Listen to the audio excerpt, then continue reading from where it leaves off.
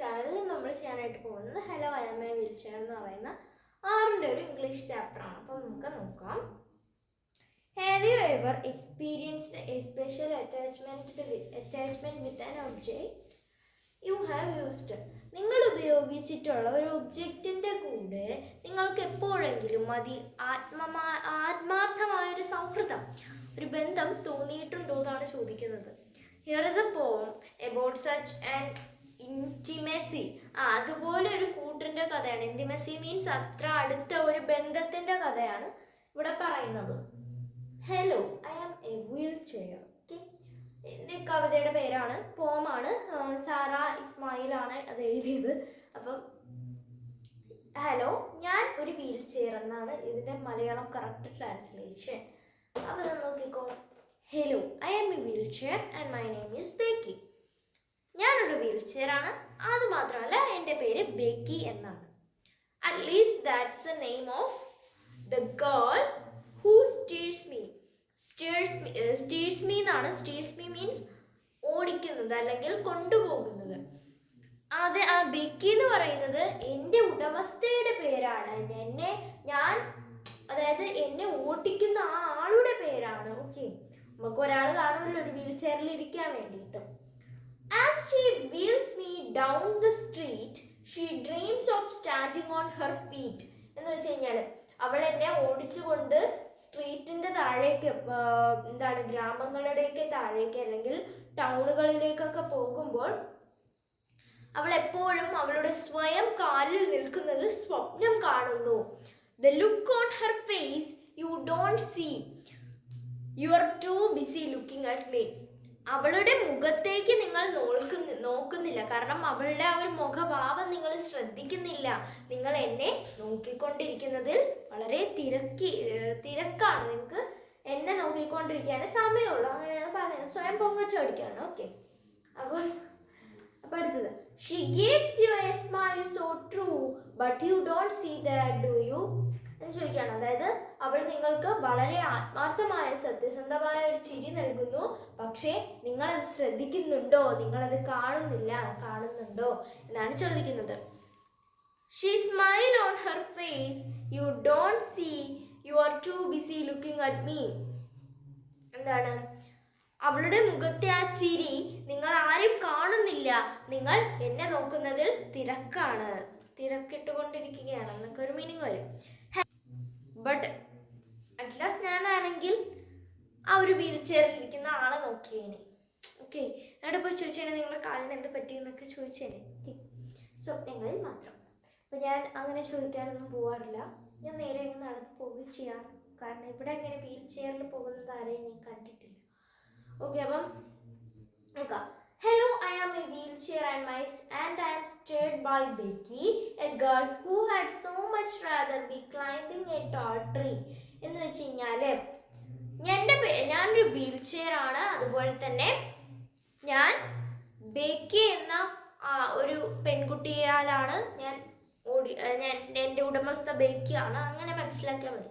ബേക്കിയാണ്. അതുപോലെ തന്നെ ആരാണ് അവൾ? ആ ബേക്കി എന്താണ് ചിന്തിക്കുന്നത്, അവൾക്ക് എന്താണ് ആഗ്രഹം എന്നുള്ളത് ഇവിടെ പറയുന്നുണ്ട്. എന്താണ് അവൾ ഒരുപാട് ആഗ്രഹിക്കുന്ന ഒരു വലിയ മരം ക്ലൈംബ് ചെയ്യാനായി ഒരുപാട് ആഗ്രഹിക്കുന്ന, ഒരുപാട് ഡ്രീം ചെയ്യുന്ന ഒരു പെൺകുട്ടി അവളാണ് ബേക്കി എന്ന് പറയുന്നുണ്ട്. So when you meet my best friend, look closer and you will see, without her where could I be parked in a garage that's where watching you climb a tree. എന്ന് വെച്ച് കഴിഞ്ഞാൽ നിങ്ങൾ എപ്പോഴെങ്കിലും എൻ്റെ അടുത്ത സുഹൃത്ത് എന്ന് ഇവിടെ ഉദ്ദേശിക്കുന്നത് ബേക്കി എന്ന് പറയുന്ന ആ പെൺകുട്ടീനെയാണ്. ഓക്കെ, അല്ലാതെ ഇപ്പോൾ വീൽ ചെയറിന് പോയി കസേര എടുത്ത് മിണ്ടാൻ പറ്റുമോ? ഇല്ലല്ലോ. അപ്പം look closer and you will see.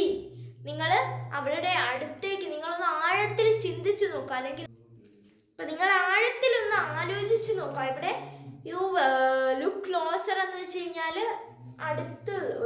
അടുത്തേക്ക് നോക്കുക എന്ന് വെച്ച് കഴിഞ്ഞാൽ ഇങ്ങനെ അടുത്ത് പോയി നോക്കുക നല്ല മീനിങ് വരുള്ളൂ. അപ്പം ഇവിടെ നമ്മളൊരു ഡീപ്പ് മീനിങ് ആയിട്ട് നോക്കുകയാണെങ്കിൽ ആഴത്തിൽ നിങ്ങൾ ചിന്തിച്ച് നോക്കുക. അപ്പോൾ നിങ്ങൾക്ക് കാണാൻ സാധിക്കും അല്ലെങ്കിൽ മനസ്സിലാക്കാൻ സാധിക്കും. Without hair where would I be എന്ന് വെച്ച് കഴിഞ്ഞാൽ അവളില്ലായിരുന്നെങ്കിൽ ഞാൻ എവിടെ ആയിരുന്നേനെ. അപ്പം അവൾക്ക് ആ ഒരു കാലിൻ്റെ ആ ഒരു ഡിഫിക്കൽട്ടി വരില്ലായിരുന്നുവെങ്കിൽ ആയിരുന്നെങ്കിൽ ആ വീൽ ചെയർ ഇപ്പോൾ എവിടെ കിടന്നേനെ എന്നതാണ്. Parked in a garage, that's where watching you climb a tree. എന്ന് വെച്ച് കഴിഞ്ഞാൽ ഒരു ഗ്യാരേജിൽ കിടന്നേനെ അല്ലേ, ഒരു ഗ്യാരേജിൽ ഇട്ടിരുന്നേനെ നിങ്ങൾ ഒരു ട്രീ കയറുന്നതും നോക്കിക്കൊണ്ട്. അപ്പം അടുത്തത്, when you see me and Becky, നിങ്ങൾ എപ്പോഴെങ്കിലും എന്നെയും ബേക്കിയെയും ഒരുമിച്ച് കാണുകയാണെങ്കിൽ, there's one thing you don't see. I couldn't move without her any more than she could move without me. എന്ന് വെച്ച് കഴിഞ്ഞാൽ നിങ്ങൾ എപ്പോഴെങ്കിലും എന്നെയും ബേക്കിയെയും ഒന്നിച്ച് കാണുകയാണെങ്കിൽ നിങ്ങൾ ഒരു കാര്യം മാത്രം കാണില്ല. എന്താണ്? അവളില്ലാതെ എനിക്ക് നടക്കാനോ എനിക്ക് മൂവ് ചെയ്യാൻ സാധിക്കില്ല. പക്ഷേ അവൾക്ക് ഞാനില്ലാതെ കുറച്ചെങ്കിലും ഒരു പൊടിക്കെങ്കിലും നടക്കാൻ സാധിക്കും. അതാണ് എനി മോർ ദാൻ ഷീ. അങ്ങനെയാണ് എനി മോർ ദാൻ ഷീ എന്നാണ് പറയുന്നത്.